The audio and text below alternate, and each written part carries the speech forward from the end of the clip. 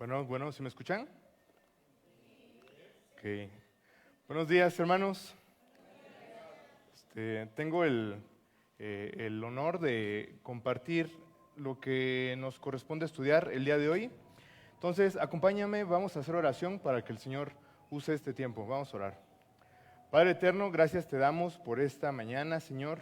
Gracias porque tenemos la bendición de formar parte de esta congregación, Padre, y principalmente te damos gracias porque nos has hecho un solo cuerpo, Señor. Nos has hecho, Padre, tus hijos, y es a través de esta obra, Señor, de este plan tuyo que, Padre, también tenemos la bendición de estudiar tu palabra, Señor. Te pedimos que uses este tiempo para edificar a cada uno de nosotros, Señor, y que, Padre, la palabra que siempre incomoda, Señor, que siempre nos hace ver, Padre, lo que está mal en nosotros, Señor, que pues en esta mañana, Señor, no sea la excepción, sino que podamos entender tu voluntad, Señor, y salir edificados en esta mañana, Padre. Gracias te damos y ponemos este tiempo en tus manos, en nombre del Señor Jesús. Amén. Bueno, hemos estado viendo el libro de Hechos. Hoy vamos a ver la segunda parte del capítulo 6 y eso me hacía pensar un poco acerca de cómo funciona en general nuestra sociedad, ¿no? Porque hay muchos aspectos. Yo creo que el 99% de nuestra vida, siempre todos esos campos de nuestra vida se dividen por categorías, por niveles, y déjame explicarte un poco, ¿no? Porque, por ejemplo, si tú trabajas en una compañía, en algún negocio, pues siempre hay gente que está arriba de ti y siempre hay gente, o a veces hay gente que está abajo de ti, ¿no? Y todos buscan, ¿no?, siempre aspirar a un mejor puesto. Obviamente eso implica tener un mejor salario, ¿no? Y eso es en todos los aspectos de nuestra vida. Cuando miramos el deporte, pues el deporte también se divide por ligas o categorías, ¿no? Está la categoría profesional, luego está la que va bajito de la profesional, ¿no? Y así va poco a poco hacia abajo. O cuando pensamos, por ejemplo, en el aspecto social, socioeconómico, pues también siempre nos vemos como en esas divisiones, ¿no? De que si eres clase media, que si eres clase media baja, que si eres clase media alta, ¿no? Entonces nos gusta categorizar todos los aspectos de nuestra vida, ¿no? Y así generalmente funciona en nuestra sociedad. Incluso eso es desde antes, ¿no? En los tiempos romanos, pues los que tenían la ciudadanía romana tenían ciertos derechos, ciertos privilegios, ciertas consideraciones que aquellos que no eran romanos no tenían, ¿verdad? Y eso, desgraciadamente, se ha también llevado a nuestra vida espiritual, a la congregación. Pensamos que hay ciertas personas que tienen más cercanía a Dios, pensamos que hay ciertas personas que tienen más como un nivel más alto, ¿no?, de espiritualidad, pero vamos a ver en la historia del día de hoy cómo eso en realidad no funciona de esa manera. Acompáñame abriendo tu Biblia en el capítulo 6 del libro de Hechos. Hechos capítulo 6. Y vamos a empezar a leer a partir del versículo 8. ¿Sí? ¿Alguien se acuerda lo que vimos la semana pasada? Que fueron los capítulos previos. Hablaban acerca, bueno, ya el pastor Miguel nos habló un poco, ¿no? Nos recordó que en la iglesia, acuérdense que todavía estaban en Jerusalén, no habían todavía salido de forma ya sistemática a compartir el evangelio a otros lugares. La iglesia estaba creciendo en Jerusalén y los creyentes en Jerusalén pues empezaron a tener problemas, ¿no? Decían unos, es que las viudas de los griegos, ¿no?, que ya también vimos que no significa precisamente griegos, sino que eran aquellos judíos que ya habían vivido o nacido fuera de Israel, y había problemas. Pensaban algunos que algunas personas desamparadas no eran atendidas correctamente, y los apóstoles dijeron, ¿saben qué? Vamos a escoger a 7 personas, 7 hombres, que se encarguen de estos ministerios, de esta ayuda llamémosle comunitaria en la iglesia, ¿no? Que se dedicaran a identificar a aquellos que estuvieran en necesidad, ¿cómo se dice?, proveer esa necesidad que estas personas necesitaban, y pues era un ministerio únicamente o principalmente entre persona con persona, ¿no? Y entre estas personas, estos hombres que habían sido elegidos, está uno que resalta sobre todos ellos, ¿no? Y vamos a leer el versículo 8. Y el versículo 8, a ver, denme un segundo. El versículo 8 dice: y Esteban, lleno de gracia y de poder, hacía grandes prodigios y señales entre el pueblo. ¿Sí? Si nosotros nos vamos unos versículos más atrás, que fue lo que leímos la semana pasada, el trabajo principal de Esteban en la iglesia cristiana que estaba creciendo, naciendo en estos tiempos, lo que Esteban hacía era precisamente lo que acabo de explicarles. Observaba a las personas que estaban en necesidad. El texto dice que eran principalmente a las viudas, ¿no? Y todas estas personas que no tenían sustento, que padecían alguna enfermedad, que podían tener algún problema de salud o parecido, Esteban y los otros 6 hombres que estaban con él o que habían sido elegidos junto a él, pues se dedicaban a administrar los recursos que tenían como creyentes. Tú te acordarás que muchos vendían sus cosas y el dinero que obtenían por esas ventas las daban a la iglesia, ¿sí? Hemos leído que tenían todas las cosas en común, que eran unánimes, ¿no? Y no unánimes de estar juntos como estamos ahorita tú y yo, sino que esa palabra de unánimes tiene una implicación de tener el mismo sentir o el mismo objetivo, ¿sí? Entonces, los recursos que como iglesia habían juntado, estos hombres los administraban y decían: a ver, esta persona necesita comida, entonces le daban comida, ¿no? Esta persona necesita a lo mejor un lugar para dormir, ¿no? Y buscaban la manera de que esa persona tuviera un lugar para dormir, ¿no? O a lo mejor alguien necesitaba ropa y estos hombres se dedicaban precisamente a atender esas necesidades, ¿sí? No eran los que predicaban, ¿sí?, como porque los apóstoles habían dicho que ellos se iban a dedicar a enseñar y que estos nuevos hombres, estos nuevos servidores se iban a dedicar a atender las necesidades de la persona, pero vemos que en Esteban, aunque él no era el apóstol, ¿no?, que a lo mejor dirigiera la congregación, aunque Esteban quizá no era la persona más reconocida quizá dentro de la iglesia cristiana, o de la iglesia en Jerusalén, pues Esteban cumplía con otras funciones, ¿no? Y cuando ponemos un poco más de atención en estos versículos, podemos empezar a identificar cosas muy interesantes que Lucas nos deja en este escrito. Primero, Esteban viene del griego Stéfanos, ¿sí? Y esta palabra de Stéfanos habla acerca de un reconocimiento, una recompensa o una coronación, ¿sí? Pero no una coronación de un rey, sino que habla acerca de la coronación que, por ejemplo, se le hacía a los atletas olímpicos, ¿no? Esta diadema de laureles, que es como un reconocimiento, un premio, una recompensa por un esfuerzo. El nombre de Estéfanos tiene esas connotaciones. Y es interesante porque vamos a ver en los próximos, hoy y las próximas semanas, temas que pues podrían relacionarse con el nombre de Esteban. Y Esteban aquí nos habla de 2 características muy importantes de él. Primero dice: y Esteban lleno de, ¿qué dice ahí? Lleno de gracia. Coloquialmente o ya es casi como de automático, ¿no?, que sabemos que cuando alguien habla de gracia y de la gracia de Dios, siempre decimos: es el regalo inmerecido, ¿no?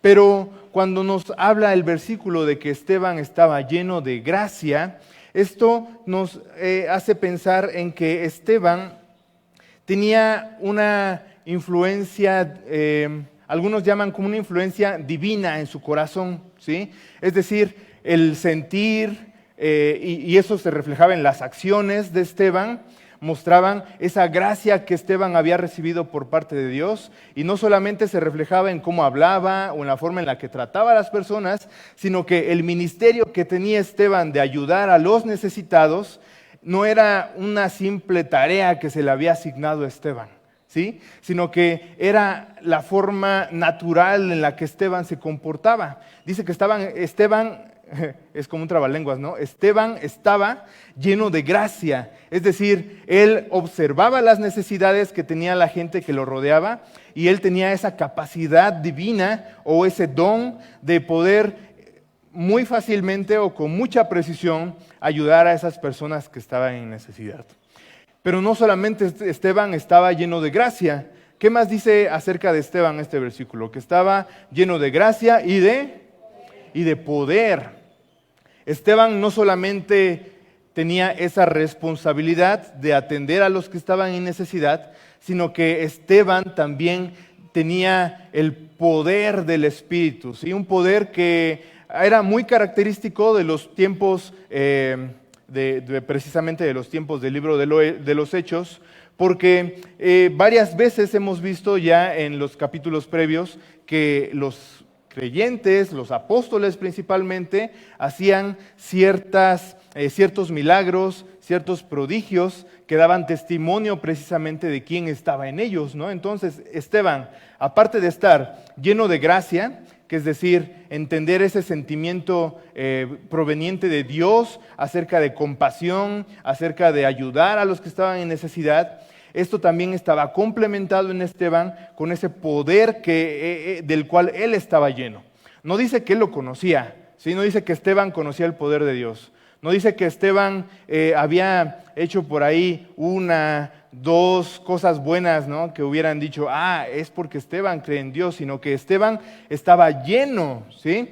Es como un vaso de agua cuando lo llenas y empieza a salir agua, ¿sí? O sea, ya no le cabe absolutamente nada porque está prácticamente al tope de toda su capacidad, y Esteban estaba precisamente lleno al tope en su ser, en su corazón, en su persona, lleno de estas dos cosas, ¿sí? Lleno de gracia, que ya hablamos de eso, y lleno de poder. Y esto de lleno de poder podemos concluir que se refiere acerca de esas sanidades, de esa capacidad que solamente Dios podía dar a estas personas, por lo que dice las palabras que siguen, porque dice, hacía grandes prodigios y señales entre el pueblo. Porque una cosa es que seamos, o una cosa es que el Espíritu esté en nosotros, porque sabemos que el Espíritu de Dios habita en cada creyente, porque eso Dios nos lo ha dicho varias veces en el Antiguo Testamento. Por ejemplo, en Efesios 1:13 dice que el Espíritu de Dios está en nosotros, y hay varios versículos como, en Efesios, en Gálatas, en Corintios, que nos hablan de que cuando una persona cree en Dios, cuando renuncia a su vida de pecado y recibe una vida nueva a través del Evangelio, dice que Dios lo sella con el Espíritu, ¿sí? También dice que Dios nos da el Espíritu como una promesa de lo que vamos a recibir después. Entonces, todos los creyentes tenemos al Espíritu. Pero, por lo que vemos en la historia de Esteban y por lo que Pablo después escribe en sus cartas, entendemos que una cosa es tener al Espíritu o que el Espíritu more en nosotros como creyentes, y otra cosa, vamos a decir, muy distinta, es que seamos llenos del Espíritu. Lo cual Esteban sí lo era, ¿sí? Porque eso lo leímos la semana pasada. Voy a leer un poco atrás, eso no lo traigo ahí, pero si tienes tu Biblia lo puedes leer. Está en Hechos capítulo 6, versículo 5, y dice, agradó la propuesta, cuando ya habían escogido a los 7, dice, agradó la propuesta a toda la multitud y eligieron a Esteban. Y dice, varón lleno de fe y del Espíritu Santo. ¿Sí? Lleno, o sea, no solamente estaba en él, sino que lo poseía, ¿sí? Por usar otra palabra. Y luego había más hombres, ¿no? Que habían escogido a Felipe, a Prócoro, a Nicanor, a Timón, a Pármenas y a Nicolás, prosélito de Antioquía. Y este es el punto quizá donde nos dividimos los cristianos, los que creemos en Dios, que somos salvos por la sangre de Cristo, porque todos, absolutamente todos los que somos parte de la iglesia de Cristo, ya vimos, no hemos sido sellados con el Espíritu, hemos recibido al Espíritu en nosotros. Pero hay un grupo reducido de la iglesia que realmente está lleno del Espíritu, ¿sí? Y esto realmente es algo de lo que nos habla la Biblia, porque Pablo también lo menciona en sus cartas, ¿no? Dice, no contristáis o no entristezcan al Espíritu, ¿no? Porque el Espíritu de Dios está dentro de nosotros. Pero con nuestras decisiones, con nuestras acciones, nosotros podemos entristecer al Espíritu de Dios que está en nosotros o podemos ser llenos del Espíritu, ¿sí? En Efesios 5:18, no recuerdo si ese lo traje, no, ese no lo traigo, pero Efesios 5:18 dice, no se emborrachen con vino que lleva al desenfreno, dice, al contrario, sean llenos del Espíritu Santo.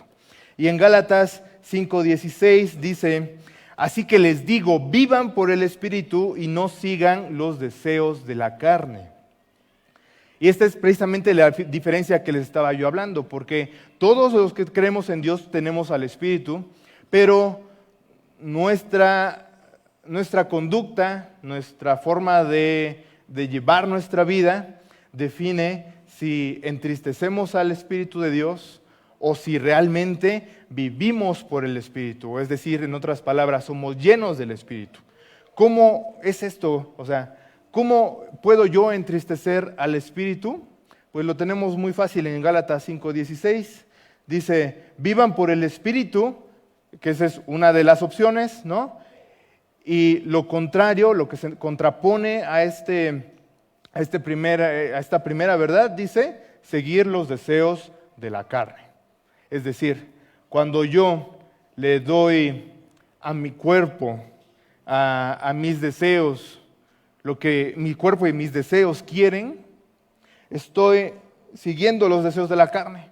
Y no habla exclusivamente de un aspecto sexual, ¿no? Porque casi siempre que hablamos de los deseos de la carne, lo primero que pensamos es en los pecados sexuales, ¿no? En fornicación, adulterio y bla, bla, bla, ¿no? Pero los deseos de la carne no solamente es el aspecto sexual, sino que los deseos de la carne es todo lo que a mi carne le hace sentirse bien, ¿sí? Cuando yo soy reconocido frente a un grupo de personas y me siento bien, ¿sí? Estoy satisfaciendo un deseo de mi carne, ¿sí? Cuando yo no quiero quedar con alguien mal y le digo una mentira para que no tengan una mala percepción mía, estoy satisfaciendo los deseos de la carne. Cuando es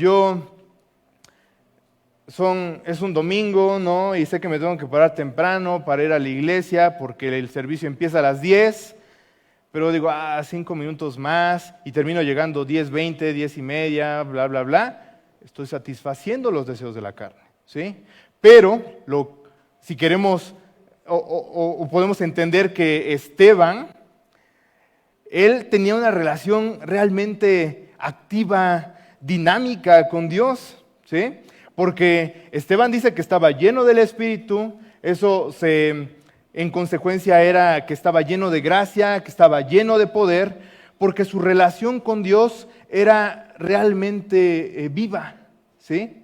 Esteban no fue escogido para esos ministerios que le fueron asignados porque haya sido el más popular, porque haya ganado más votos, ¿no? Si es que hubieran hecho ahí como una especie de votación. No, o sea, el Espíritu de Dios llenaba el ser, la humanidad de Esteban, y eso se reflejaba en las acciones y en la manera en la que Esteban se comportaba. Y para que Esteban pudiera haber estado lleno de gracia y pudiera haber estado lleno de poder, pues Esteban había entendido que no solamente había recibido al Espíritu en el momento en el que él creyó en el Señor Jesús, sino que Esteban había entendido que había sido llamado, así como tú y yo hemos sido llamados, a tener una relación activa con el Señor, ¿sí? No una relación de un domingo donde nada más nos dedicamos a cantar y cantamos con mucho sentimiento, lo cual no está mal, ¿no? Pero está mal cuando solamente venimos a hacerlo a este lugar, ¿sí? Y Esteban tampoco se reunía solamente un par de horas, ¿no? Con la iglesia de los creyentes y no meditaba en las enseñanzas de los apóstoles, y él tampoco, ¿sí me explico? O sea, había una relación realmente eficaz, una relación íntima entre Esteban y Dios. Por eso Dios llenó a Esteban de gracia y de poder. Entonces, repitiendo un poco el versículo 8, dice: y Esteban, lleno de gracia y de poder,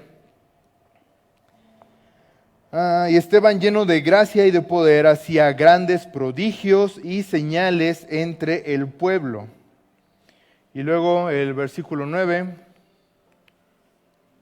dice: entonces se levantaron unos de la sinagoga llamada de los libertos, y de los de Cirene y de Alejandría, de Cilicia y de Asia, disputando con Esteban. Pero no podían resistir a la sabiduría y al espíritu con que hablaba. ¿Sí? Entonces sobornaron a unos para que dijesen que le habían oído hablar palabras blasfemas contra Moisés y contra Dios. Y soliviantaron al pueblo, a los ancianos y a los escribas, y arremetiendo le arrebataron y le trajeron al concilio. Y pusieron testigos falsos que decían: este hombre no cesa de hablar palabras blasfemas contra este lugar santo y contra la ley. Pues le hemos oído decir que ese Jesús de Nazaret destruirá este lugar y cambiará las costumbres que nos dio Moisés.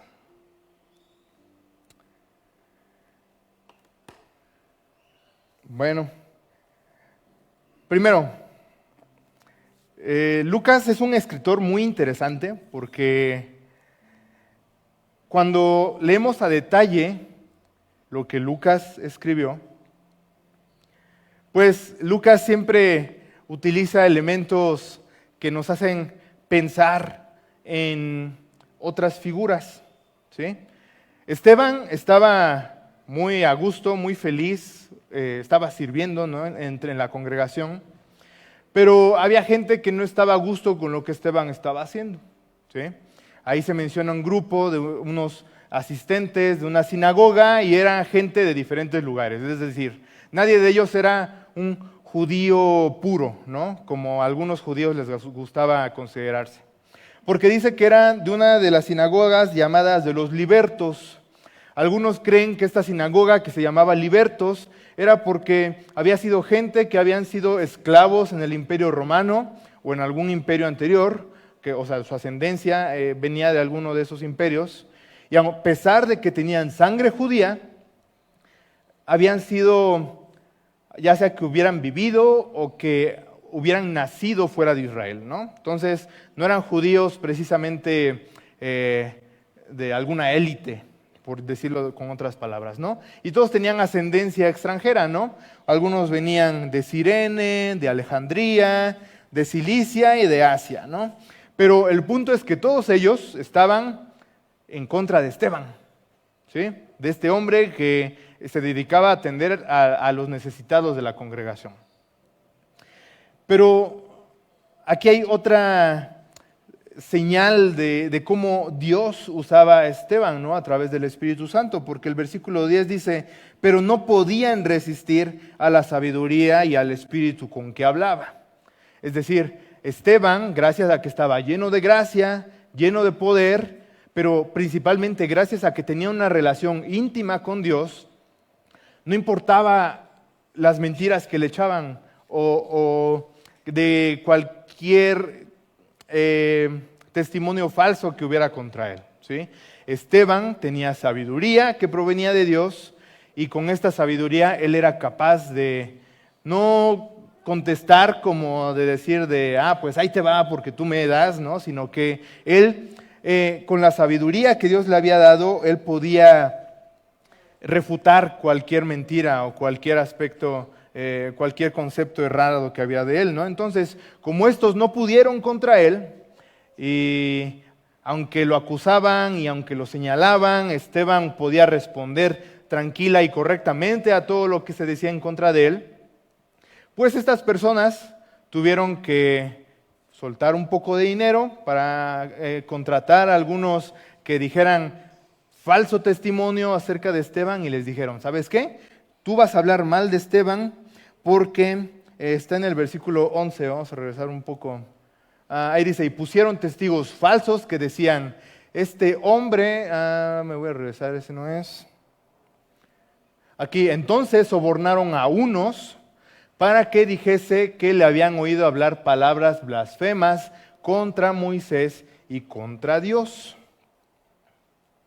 Entonces, como ellos no pudieron, contrataron a unos, pero no sé si toda figura de Esteban dice que fue casi llevado arrastrado, ¿no? Dice que lo arrebataron, que lo pusieron en medio del concilio y que todos estaban cuestionando, señalando lo que él estaba haciendo y no pudieron encontrarle nada malo. Entonces contrataron a unos que dijeran mentiras acerca de Esteban. Eso nos recuerda al Señor Jesús, ¿sí? Al Señor Jesús, que también fue arrebatado, que fue juzgado injustamente, que se contrataron personas, le pagaron a personas para que dijeran mentiras acerca de lo que él enseñaba. Entonces Esteban estaba pasando por una situación, un problema que se asemeja bastante, ¿no? a lo que vivió el Señor Jesús. Y no es de sorprendernos, no debería de sorprendernos, porque esto es algo de lo cual Jesús habló cuando él estaba en vida a sus discípulos, ¿sí? Cuando les dijo a sus discípulos que era necesario que él muriera, que fuera tomado, que fuera juzgado, pues muchos de sus discípulos, algunos de ellos, muy valientes, dijeron, sí, Señor, yo te seguiré hasta la muerte, ¿no? Pero el Señor Jesús entendía que los que le seguimos a Él, habrá momentos donde vamos a padecer también como Jesús padeció, ¿sí? No yéndonos muy atrás, en el capítulo 5, cuando los apóstoles también fueron juzgados, al final del capítulo 5 dice, y 5:41, y ellos salieron de la presencia del concilio, pero dice, gozosos de haber sido tenidos por dignos de padecer afrenta por causa del nombre de Jesús, ¿sí? Entonces, al cristiano no le es ajeno el sufrimiento, ¿sí? Y en el cristiano podemos ver también una figura del sufrimiento de Cristo. Y eso es precisamente lo que Lucas, el escritor de Hechos, está tratando de hacernos ver a través de comparar este juicio de Esteban con el juicio del Señor. Y es interesante porque, como se los decía, el Señor Jesús habló de esto, ¿sí? Les dijo a sus discípulos si en verdad eran capaces de, en Reina Valera dice, de tomar la copa que yo voy a tomar, les decía el Señor Jesús, es decir, de pasar por el mismo sufrimiento que el Señor Jesús estaba a punto de vivir. Y en Esteban podemos ver claramente cómo esto se cumple, ¿sí? Porque Esteban no conoció, o al menos no sabemos si conoció en persona al Señor Jesús, pero Esteban sí entendió, sí vivió esa transformación en ser como el Señor, ¿sí? Porque Pablo lo escribe después, ¿no? Pablo dice, sed imitadores de mí, así como yo soy imitador de Cristo. Pero Esteban, que vivió antes de que Pablo escribiera estas palabras, él no lo escribió, pero sí lo vivió, ¿sí? Él entendió el concepto de Jesús como Mesías y del Evangelio, y él fue como Cristo. Y él sufrió también como Cristo. Es lo que acabamos de leer, ¿sí? Y luego es interesante también porque en el versículo 14 dice, pues, si es este, sí, es este. Versículo 14 dice, pues le hemos oído decir, ahí estaban hablando los falsos testigos, dice, pues le hemos oído decir que ese Jesús de Nazaret destruirá este lugar y cambiará las costumbres que nos dio Moisés. Es interesante que hablan acerca de Jesús, ¿no? Y que dicen, Esteban dice que Jesús va a destruir este lugar. Lo cual, pues, viéndolo desde un aspecto muy general, sí es algo que Jesús dijo, ¿no? Cuando Jesús entró a Jerusalén, él dijo que, o también cuando fue juzgado, ¿no? Dijo, destruyan este templo y yo lo reconstruiré en 3 días, ¿no? Y es interesante porque aquí estaba muy latente que no había cuerpo de Cristo, ¿sí?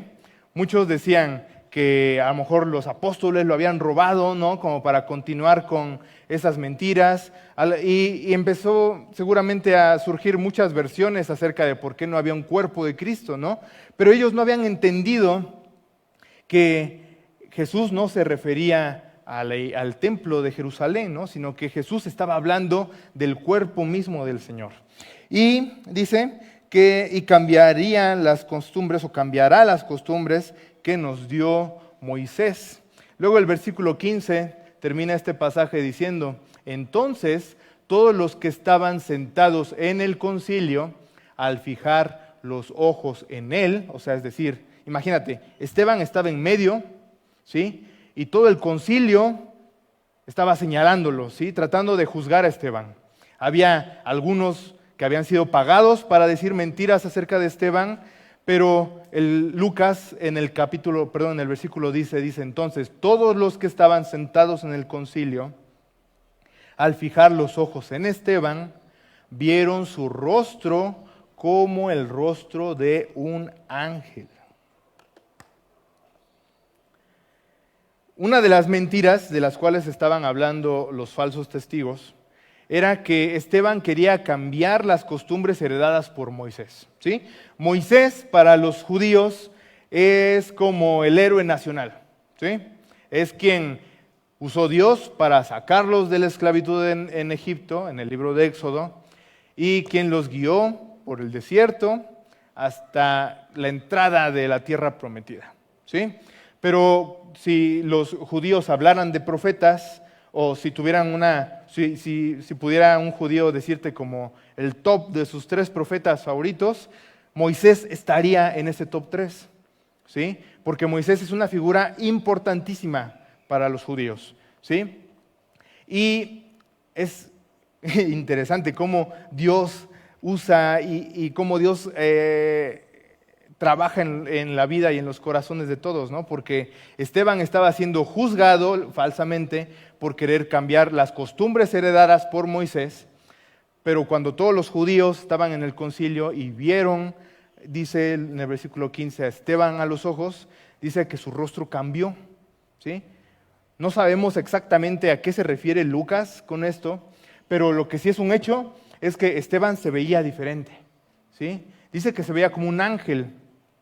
Pero Moisés, cuando recibió las tablas de la ley en el desierto, él subía al monte, ¿sí? Moisés.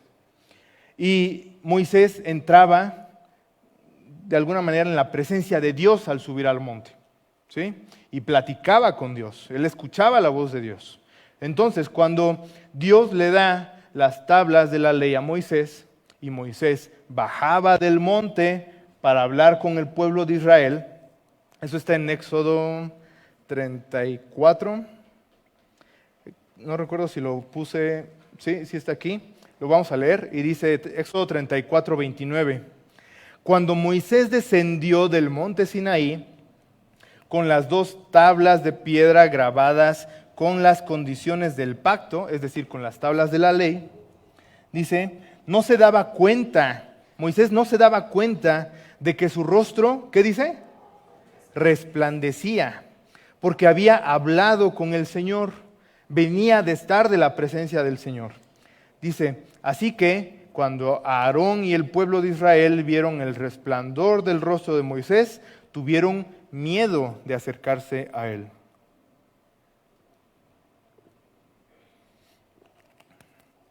Y como te decía, es bien interesante, bueno, al menos yo encuentro muy hasta como, todavía no encuentro las palabras, pero Esteban estaba siendo acusado de querer cambiar las costumbres que Moisés había establecido o que ellos habían heredado de Moisés. Y Dios hace un milagro en ese momento.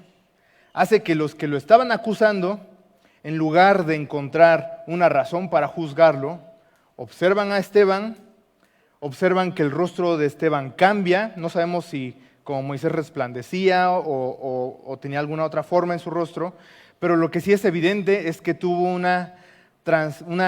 cambio en su aspecto. Pero ese cambio, estoy seguro que debió recordarles a la historia que acabamos de leer de Moisés. Es como si Dios hubiera hablado sin hablar en ese momento y les quisiera decir, no, o sea, así como Moisés entraba a mi presencia y yo les hablaba a ustedes, a Israel, a través de Moisés, Esteban también, ¿sí? Esteban también me conoce, ¿sí? Esteban también entra en mi presencia y tiene un mensaje que compartir en mi nombre, ¿sí? Y Esteban tenía este privilegio de poder hablar la palabra de Dios porque precisamente conocía a Dios, ¿sí? Y por último, para terminar, el versículo 15 dice, vieron su rostro como el rostro de un ángel. Pero el escrito original no menciona ángel, que sí se puede entender como ángel, pero la traducción más literal de esta palabra es como un mensajero, ¿sí? Los ángeles, en muchos relatos bíblicos, trabajaron como mensajeros de Dios, traían un mensaje para un grupo de personas, y Esteban, aparte de recordarles la historia de cómo Moisés brillaba literalmente cuando entraba en la presencia de Dios y su rostro probablemente también brillaba, su aspecto, aparte de cambiar, dice que se asemejaba al de un mensajero. Entonces, este grupo de personas que querían juzgar falsamente a Esteban, pues aparte de que no pudieron encontrar nada malo en Esteban, Dios, sin mencionar una palabra audible, les estaba demostrando con hechos, con una visión en el sentido de que algo cambiaba enfrente a sus ojos, que en realidad Esteban, aunque no tenía el ministerio de los apóstoles, no tenía el ministerio más, dijéramos, más reconocido, más popular que pudiera tener la iglesia en ese momento, él también cumplía esa función de llevar un mensaje. Y esto es, lo he repetido varias veces el día de hoy, esto es porque Esteban estaba lleno del Espíritu, ¿sí? No es lo mismo que el Espíritu esté en ti a que el Espíritu o que estés lleno del Espíritu, ¿sí? Ya hablé un poco acerca de ese tema. Pero, iglesia, quiero que abras los ojos y que medites un poco acerca de lo que acabamos de leer de Esteban. Porque Cristo, Jesús, que es la cabeza de la iglesia, ¿sí?, que es el primogénito de todos, es el foco, nosotros somos, o la iglesia es cristocéntrica, ¿sí? Es decir, todos reconocemos que Jesús es la persona más importante de la iglesia de Dios, ¿sí? Y de ahí en fuera ya no hay categorías, ¿sí? Hay quienes están llenos del Espíritu, pero no significa que tengan un puesto más cercano a Dios, ¿sí? No significa que los que pasamos aquí al frente, Dios nos escuche más, o que si yo oro por algo, Dios o el pastor Miguel o cualquiera de los que pasan aquí al frente, no significa que Dios sí nos preste más atención. Tampoco significa que nosotros tengamos como una revelación divina o que hayamos estado en algún momento en algún trance. No, no es nada de eso, sino que tu lugar, mi lugar y el lugar de todos los que formamos parte de la Iglesia de Cristo, tenemos el mismo valor porque todos hemos recibido la salvación a través de la sangre de Cristo, ¿sí? Tu vida no es ni más importante ni menos importante que la vida de tu hermano en Cristo que está a tu derecha o que está a tu izquierda.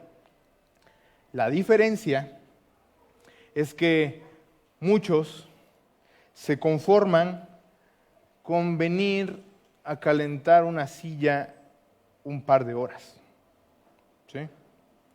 Muchos no se preguntan qué hay más allá del venir un par de horas un domingo nada más para costumbre o para lo que sea que vengas, sino que el Señor quiere llenarte con su Espíritu, ¿sí? Lo repito, Esteban no era de los 12 apóstoles, es más, cuando quedaron 11 apóstoles y escogieron a un hombre para llenar ese lugar que había quedado vacío por Judas Iscariote, ¿alguien se acuerda a quién escogieron? Matías, ¿sí? Y dijéramos que los lugares de los apóstoles ya estaban llenos, ocupados, ¿no? Por decirlo de alguna manera. Pero el hecho de que Esteban no era apóstol no lo detenía de estar lleno de gracia, estar lleno del Espíritu, estar lleno de poder y de hacer prodigios, ¿sí? Eso ya lo leímos en el versículo 8. No era algo exclusivo de los apóstoles, ¿no? Sino que Esteban también tenía esos dones Dios había otorgado esos dones a Esteban también. Y te decía hace no mucho tiempo que quiero que seamos cautelosos con lo que está pasando a nuestro alrededor. Porque el Señor Jesús dijo, ¿no?, que la iglesia estamos aquí y que las puertas del Hades no prevalecerán, ¿no?, contra la iglesia. Y nos gusta decir eso, ¿no? Nos gusta repetirlo. Pero perdemos de foco, no sé si no nos gusta verlo, no sé si lo sabemos, pero lo hemos tomado con tanta cotidianeidad que ya no le damos la importancia que tenemos, que alrededor de nosotros hay muchas cuestiones que no vemos, y no quiero tampoco espantarte, pero es lo que el Señor nos ha enseñado, ¿sí? Que nuestra lucha, también dice, no es con sangre, no es con carne, sino que es contra principados, potestades, que están literalmente alrededor de nosotros y que están buscando el mínimo rincón, la mínima fisura para dañar, ¿sí? Porque también el Señor dice, el diablo viene a robar, a matar y a destruir, ¿sí? ¿Y a quién viene a robar y a matar, a destruir? A ti, a la iglesia, ¿sí? Porque el hecho de que nosotros estemos hablando de la palabra de Dios en este momento, a lo que nos rodea allá afuera no le gusta, ¿sí? Y el hecho de que nosotros reconozcamos que el Señor Jesús es la persona más importante de esta iglesia, a los que están allá afuera tampoco les gusta eso. Y no es como que no les guste como de dar un me enoja, ¿no?, en Facebook, ¿no? O como bloquear a alguien, ¿no? Es en realidad una guerra a la que estamos expuestos. Y cuando tú no eres lleno del Espíritu, el enemigo te puede comer así de rápido, ¿sí? Por ejemplo, muchos conocen a Emma, ¿no?, a nuestra hija de 2 años. Y mi esposa luego le prepara unos hot cakes de avena, ¿no? ¿Cómo le encantan a Emma? O sea, puede comer todos los días los hot cakes que Jemima prepara, ¿no? Y cuando tiene muchas ganas de comer un hot cake, los hace muy pequeños, ¿no?, de manera que los puede agarrar con su mano. luego lo agarra y se lo empuja así, ¿no? Con la mano. Así te puede acabar el enemigo si no estás lleno del Espíritu. ¿Sí? Es un peligro que Dios nos guarde, pero el enemigo solamente está buscando una razón para acabar con nosotros. Entonces, si solamente nos conformamos con cantar 4 canciones el domingo, escuchar lo que quien sea que esté aquí parado mencione y ya tengo para toda la semana, pues vas a hacer un bocadillo muy fácil, ¿sí? Para el enemigo. Pero para que nosotros podamos tener esas capacidades que podemos ver en Esteban de ser llenos del Espíritu Santo, necesitamos una relación realmente dinámica, activa con Dios. ¿Sí? Si no oras, si no lees la palabra, si no meditas en la palabra y abres tu corazón, abres tu mente a que el Señor nos nutra, a que el Señor nos edifique, pues el enemigo ni se va a preocupar por lo que puedas hacer. ¿Sí? Y no importa cuántas veces repitas que el Señor, que Jesús es tu Señor, no importa cuántas veces repitas que tenemos al Espíritu Santo, si no estamos realmente preparados, vamos a ser zarandeados muy fácil, vamos a ser, usando esa figura, vamos a ser devorados así muy rápido por el enemigo.